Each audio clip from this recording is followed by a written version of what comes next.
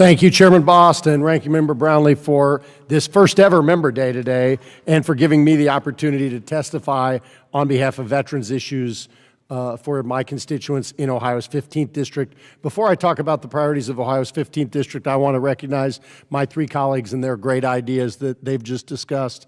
And I urge the committee to take those issues up because all the issues discussed so far today will help our nation's veterans, not just in their districts, but all around the country. So thank you to my colleagues for their good ideas. My district includes the Chillicothe VA Medical Center in Chillicothe, Ohio, and through my visits with veterans there and their care providers, I've been given some unique insight into their needs. And moving forward, Congress must urge the VA to serve as a facilitator for veterans all the way through their life cycle, including transitioning between military and civilian life. In that vein, I want to highlight a few issues for the committee today. First, we face a devastating mental health crisis in this country, one that has particularly affected our veteran community. When veterans return home, many struggle with visible physical wounds, and many also struggle with invisible wounds. They suffer from wounds that are overlooked. They include post-traumatic stress, traumatic brain injury, and depression. The VA has an important role to play in disrupting the tragic link between traumatic brain injury and post-traumatic stress, drug abuse, homelessness, and worst of all, suicide.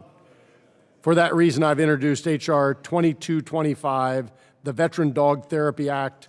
I won't dig too deeply into it because this committee passed that bill in the 2014 Congress. I want to thank you for that. I want to urge you to take that bill up again because anybody that's ever owned a pet knows that dog therapy works, and we need to get more veterans access to it. Furthermore, post-traumatic stress is a significant contributor to homelessness. Mr. Schneider just talked about veterans' homelessness, and the U.S. Department of Housing and Urban Development estimates that 39,471 veterans are homeless on any given night.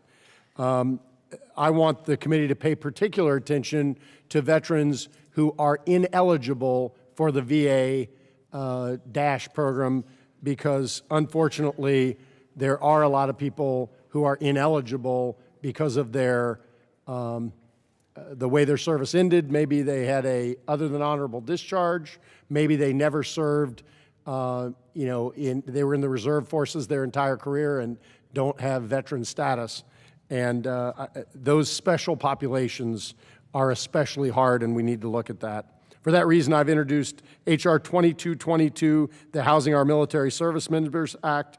This legislation directs the Housing and Urban Development to direct funds towards programs that are proven to be effective at reducing homelessness for former service members of the armed forces and requires HUD to conduct a study on veterans who are ineligible for the HUD VASH program. I urge members of this committee to consider ways the VA can serve vulnerable populations of veterans, even those with dishonorable discharges that have served this country.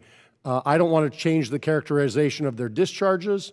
I don't want to minimize what might have happened, what they may have done, but just because you had a dishonorable discharge does not mean you should be forced to be homeless the rest of your life. And we need to serve those people. They're a very vulnerable population. Finally, the VA serves as an important conduit between veterans and hiring opportunities. This committee's been all over that. As an employer of veterans, the VA can still improve what they've done. I've introduced H.R. 2648, the Veterans Transition Improvement. Currently, the Wounded Warrior Federal Leave Act does not apply to veterans employed in the frontline medical positions such as doctors, nurses, optometrists, dentists, and podiatrists practicing at the VA. This means they must accrue leave over the time that they seek treatment for service-connected disabilities. H.R. 2648 would allow those veterans to access their leave right away in line with their counterparts in other federal agencies.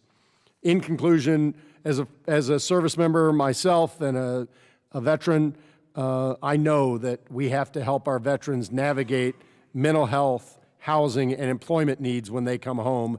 and the VA is an important partner, and this committee is an important partner. I urge the members of this committee to address those issues, and hopefully we can work collaboratively to make our veteran community stronger and serve our veterans. Thank you for this opportunity. I appreciate your day, and I'm sorry I went way over. I yield back.